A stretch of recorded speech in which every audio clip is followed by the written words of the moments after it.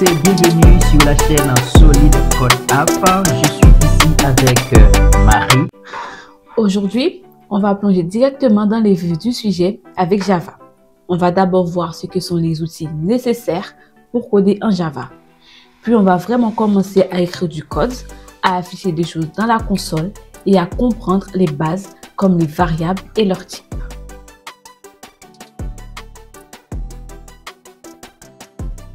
Exactement, Marie. Ce n'est pas juste une théorie aujourd'hui. On va mettre les mains dans le code. Vous allez voir que Java est un langage très puissant, comme je l'ai dit dans la précédente vidéo. Mais d'abord, il faut bien comprendre les outils que l'on va utiliser. Ok, mais avant de commencer à coder, il y a des outils dont on doit parler. J'ai entendu parler de JDK, de JRE, mais qu'est-ce que ça veut dire exactement?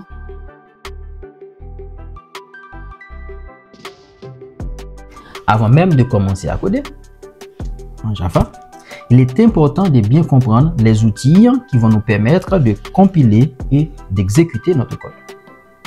Le JDK, Java Development Kit, c'est l'ensemble des outils qui vont nous permettre de tout simplement d'écrire et d'exécuter notre code en Java.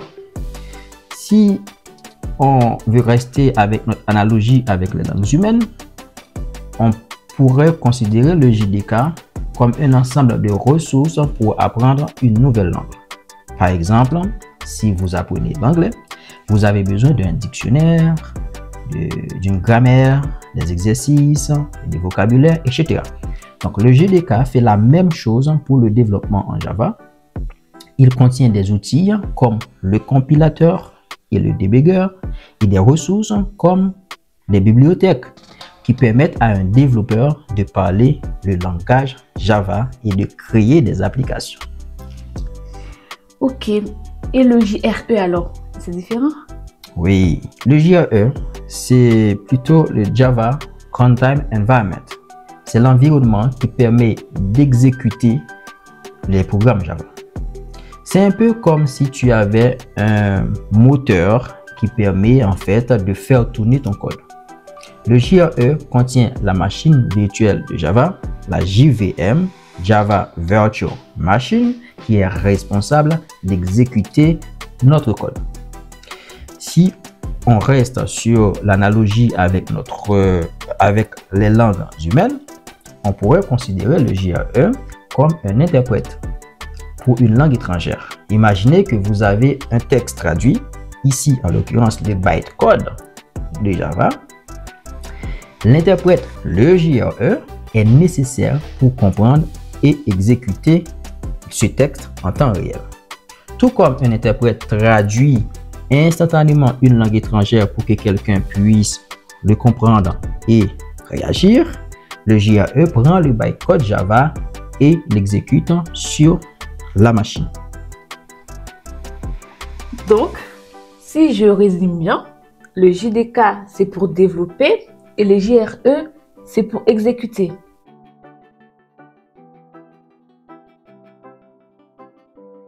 Et tu nous as aussi dit que le JRE contient la JVM qui est la machine virtuelle de Java.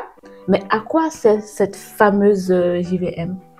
La JVM, Java Virtual Machine, c'est le composant clé qui exécute le bytecode Java. Si on reste sur notre analogie avec les langues humaines, je pourrais comparer la JVM à une sorte d'interprète universel pour la langue ou bien pour le langage Java. Imaginez que vous avez un texte en Java qui est le bytecode qui doit être compris et exécuté par différents locuteurs, à savoir les ordinateurs. L'interprète universel qui est la JVM prend ce texte et le traduit immédiatement pour qu'il soit compréhensible par chaque machine, peu importe son système d'exploitation ou sa configuration matérielle. Si je comprends bien, la JVM, c'est ce qui fait qu'on dit que Java est cross-platform. Exactement.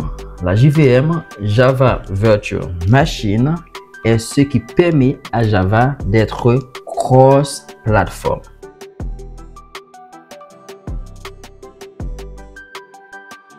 En fait, c'est le principe clé de Java. Voici comment cela fonctionne. Quand tu écris un programme, tu écris un fichier source sous extension .java. Ce fichier source est ensuite compilé par le compilateur de Java qui se trouve dans le JDK en bytecode. Ce bytecode est stocké dans un fichier sous extension .class.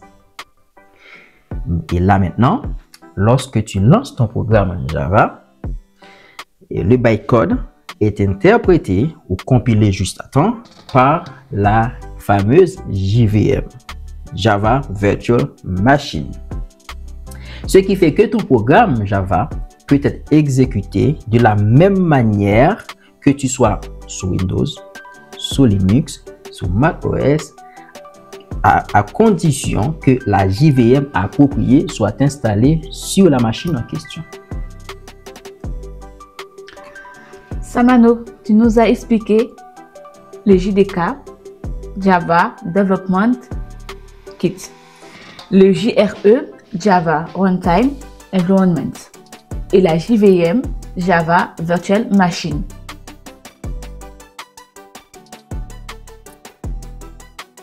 Maintenant, à quel moment on doit commencer à coder? Patience, patience. Il faut un peu de patience. Une fois que le JDK est installé, promis, vous pouvez commencer à coder. Mais pour ça, il faut un bon environnement de développement.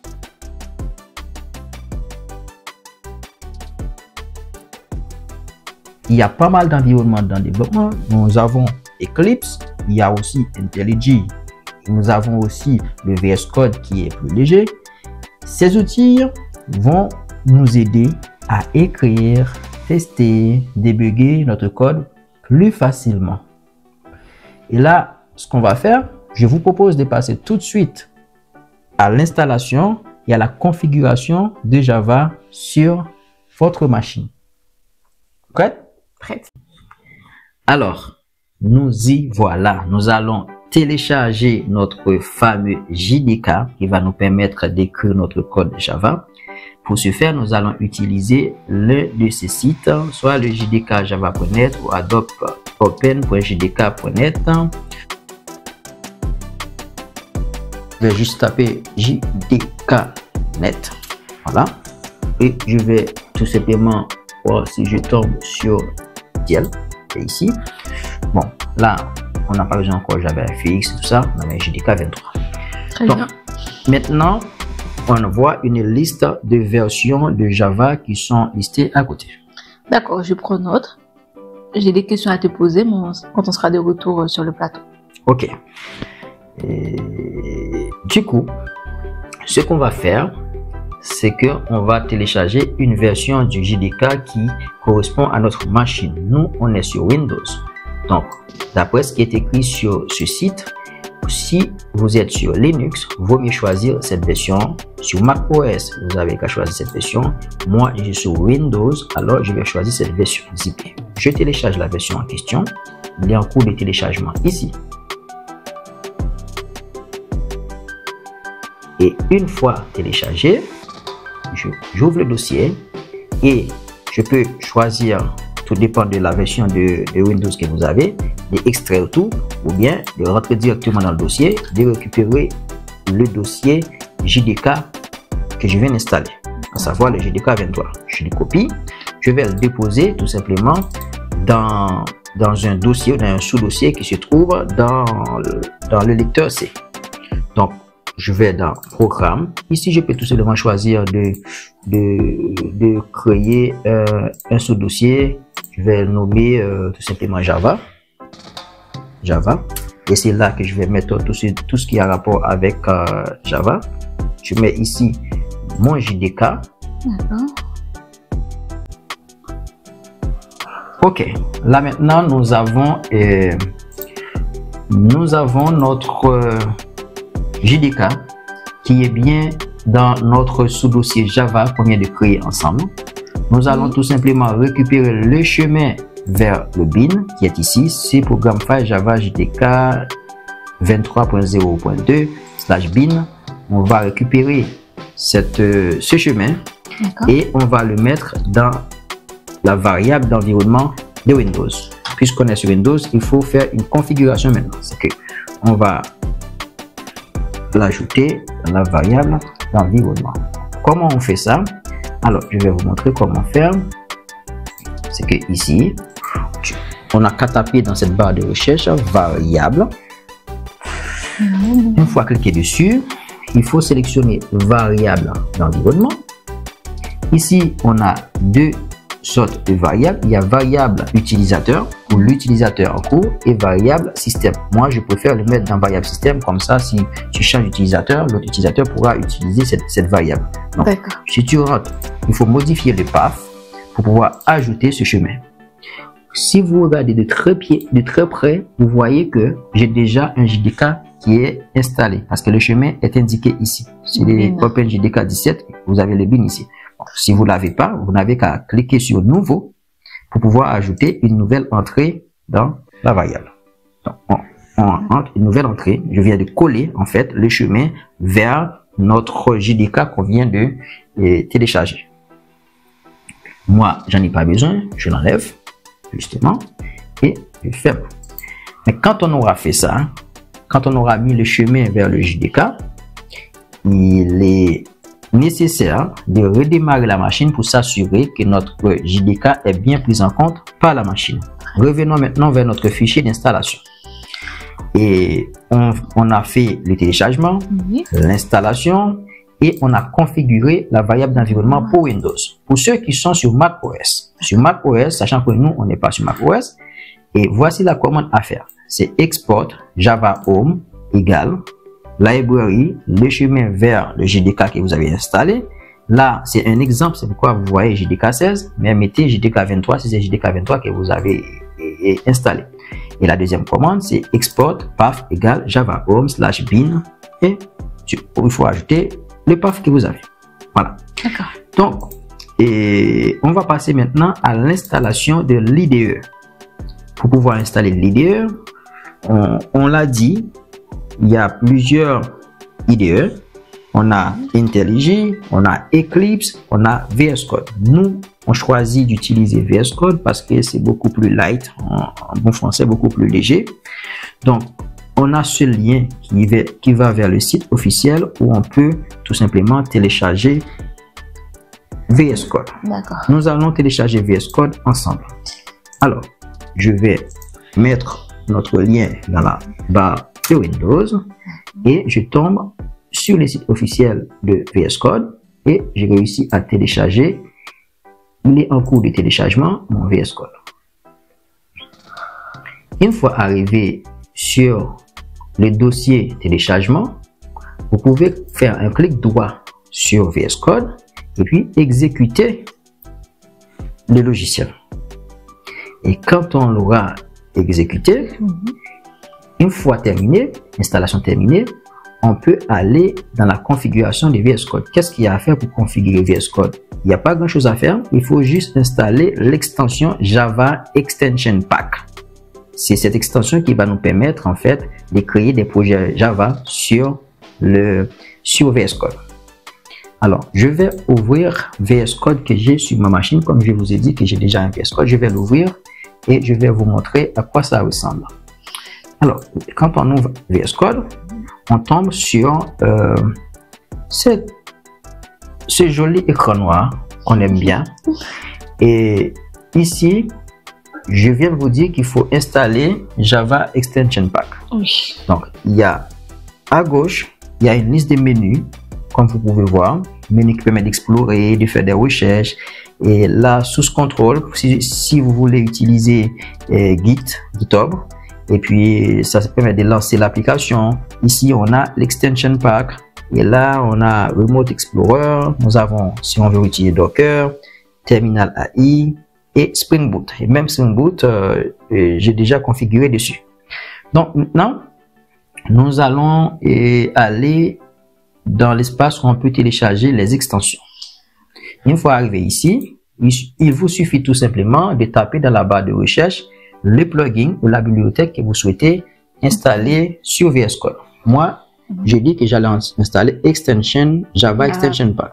Je tape déjà Java Extension Pack. Ok. Oh.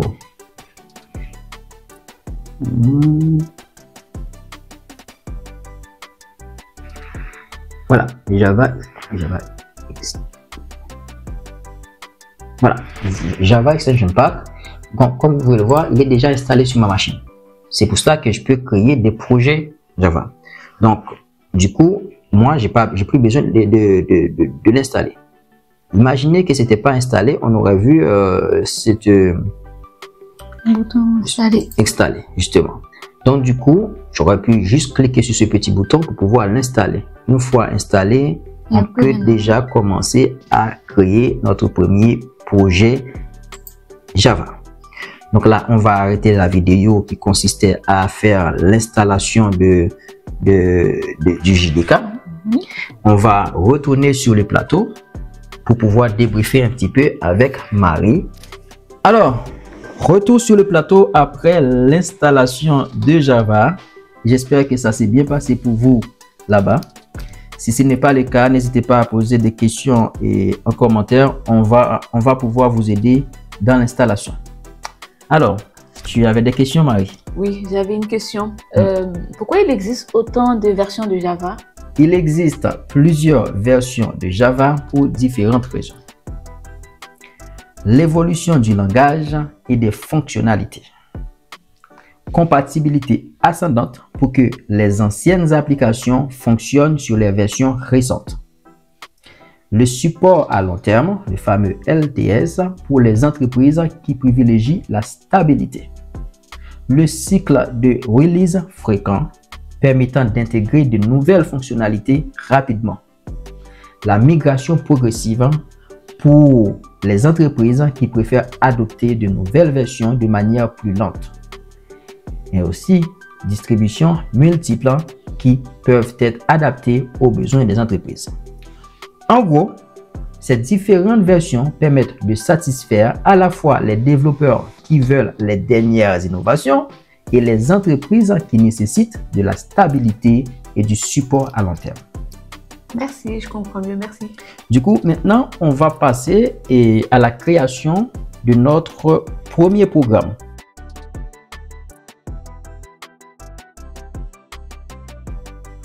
Alors Marie, c'est parti pour notre premier programme en Java. Puisqu'on vient d'installer le JDK, on a aussi installé un environnement de développement qui est VS Code. Nous allons tout simplement commencer à créer notre premier programme. Tu es prête? Je suis prête. Ok. Donc, ce qu'on va faire maintenant, on va lancer VS Code. Et la première chose qu'on devrait faire quand on lance VS Code, la première chose qu'on doit faire, c'est tout simplement de tester notre version de Java. Ça nous permet de savoir si Java est bien installé sur notre machine. Donc, on va lancer la commande java-version. Et quand on lance cette commande, on voit la version de Java dans la console. OpenJDK version 17.0.2. Donc, on voit très bien qu'on a une version de Java. Et si vous avez la version 22, la version 23 ou même la version 25 ou la version 8, la version 11, c'est bon. Il n'y a rien à faire. Vous avez une version de Java. On va pouvoir commencer le premier projet. D'accord? Donc maintenant, commençons avec le premier projet. Question sur... Oui, j'avais une question. Oui. J'ai vu que ton VS Code est configuré en anglais. Est-ce qu'il y a moyen de le configurer dans une autre langue? Mon VS Code est configuré en anglais, c'est par préférence. Mais il y a possibilité de configurer VS Code dans n'importe quelle autre langue, en français, en espagnol. Je vais vous montrer comment faire. Il faut y aller tout en haut de la fenêtre. Vous voyez qu'il y a un menu avec un ensemble d'items, dont View. Vous cliquez sur View et vous cliquez sur Command Palette. Et ici, si vous ne voyez pas Configure Display Language et vous tapez Configure Display Language. Donc là, vous cliquez là-dessus et ça vous propose la liste de langues que VS Code supporte. Et vous sélectionnez la langue que vous voulez. Moi, pour l'instant, je garde mon VS Code en anglais. Chacun sa préférence. Maintenant, on va créer notre projet. Pour créer un projet avec VS Code, on clique sur File ou Fichier si vous êtes en français. Et on dit qu'on veut créer un nouveau fichier. Et c'est là que ça nous propose une liste pour demander mais quel type de fichier qu'on veut créer. Est-ce que c'est un text file, un Jupyter Notebook, New Java 5, New Java Project. Ah ouais, on propose Java Project. Ah ben ok, je sélectionne parce que c'est ce que je veux. Justement, je sélectionne. Et là, ça me demande quel type de projet que je veux créer. Est-ce que c'est un projet Maven, un projet Gradle, un projet Spring Boot, etc. Moi, je dis non, je ne veux pas de tout ça. Je veux un projet tout simplement sans pas besoin d'outils, de tools. Pas de problème. Et là, il y a une fenêtre qui s'ouvre. Il y a l'Explorer qui va me proposer un endroit où déposer mon projet. Donc, moi, j'ai déjà un workspace que j'appelle Java Tutorials. Donc, je vais lui mettre ce projet dedans. Si vous n'avez pas de workspace, vous n'avez qu'à faire clic droit là-dessus et vous créez un nouveau dossier. Ce sera votre workspace. Et je sélectionne et c'est pas fini. Là, VS Code me dit quel est le nom de votre projet. Bien, le nom de mon projet, je vais l'appeler My First Step. Enter. Et là, VS Code se démerde pour me créer un nouveau projet. Comme vous pouvez voir, on va analyser un petit peu la structure de ce projet. Nous avons SSC, nous avons Libre, nous avons SSC. Dans ce fameux SSC se trouve le code source de l'application. Donc, comme vous pouvez voir, il y a une classe app.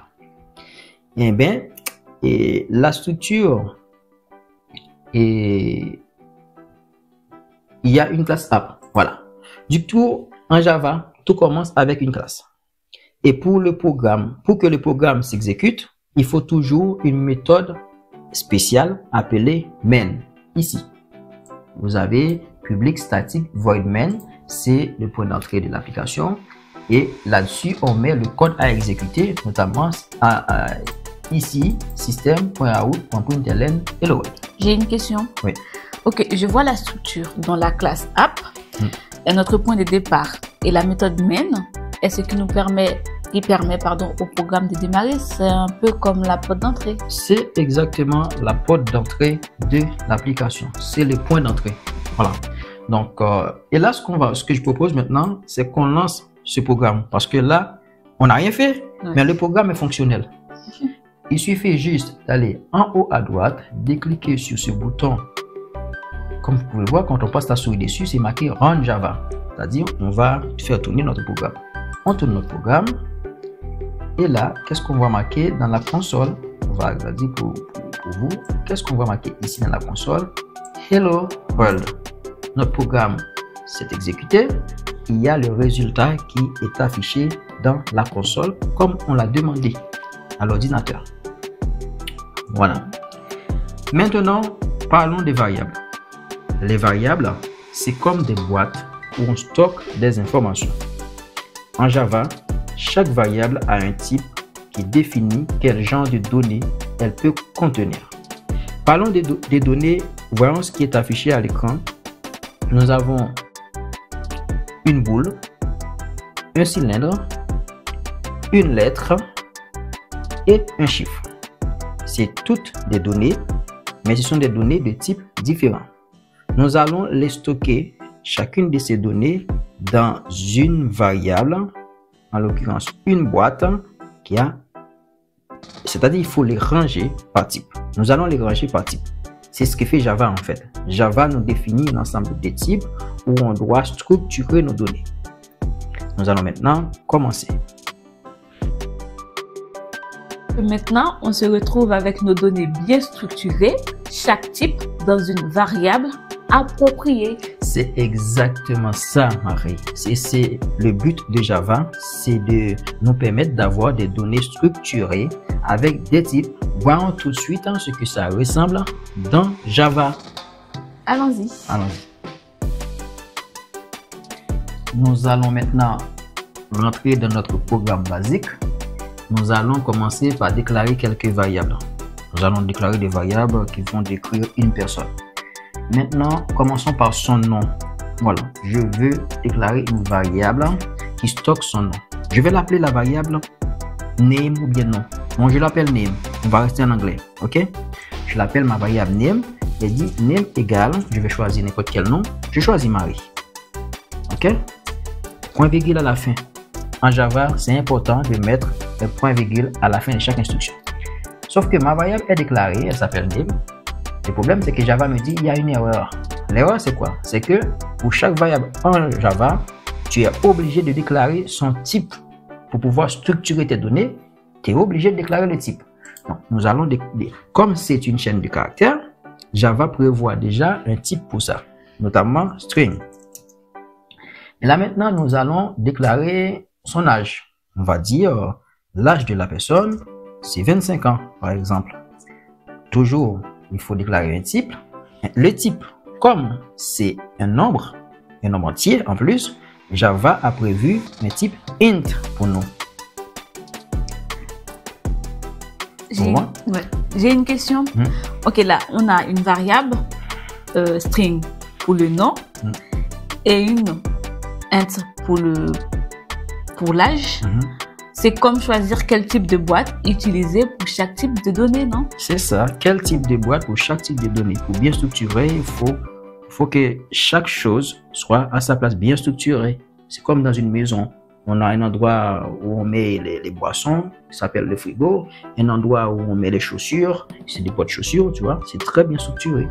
Donc, là maintenant, nous allons définir encore d'autres types. Par exemple, si la personne travaille, on peut définir son salaire.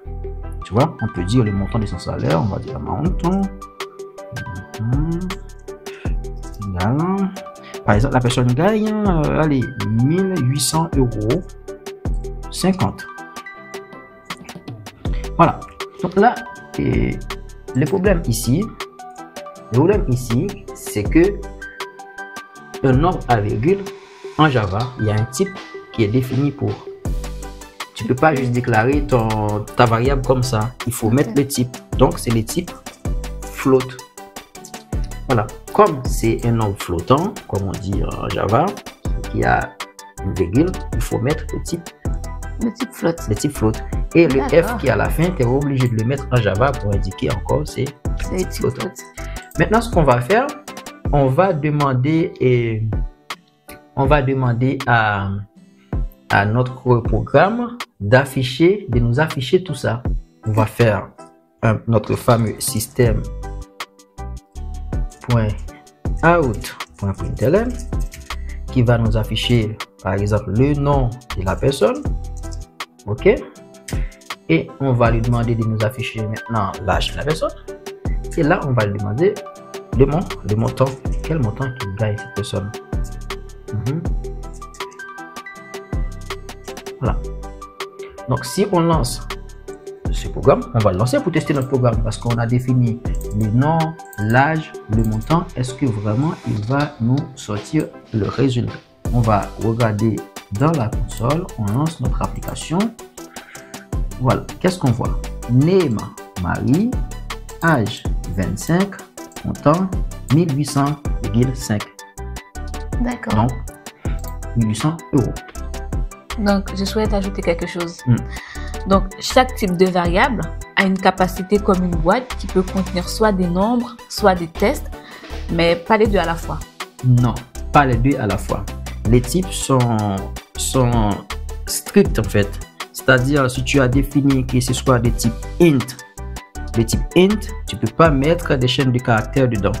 Si tu as défini des chaînes de caractères, tu peux pas mettre des entiers dedans. D'accord. Voilà.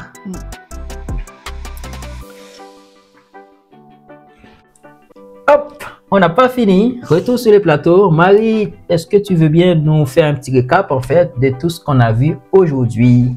Donc aujourd'hui, on a découvert les bases. On a vu ce que le JDK, ce que le JRE, On a configuré un environnement de développement et on a même créé notre première classe Java avec la méthode main. On a aussi exploré les variables et leurs types. Dans les prochaines vidéos, on continuera à explorer tout ça et à ajouter de plus en plus de fonctionnalités.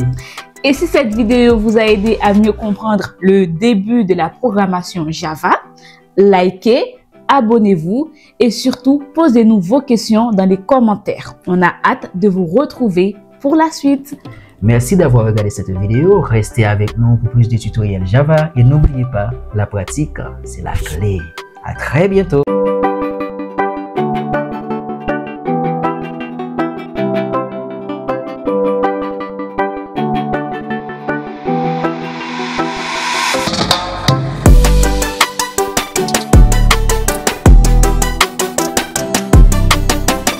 Salut à tous et bienvenue sur la chaîne Solid Code App. Je suis ici avec Marie.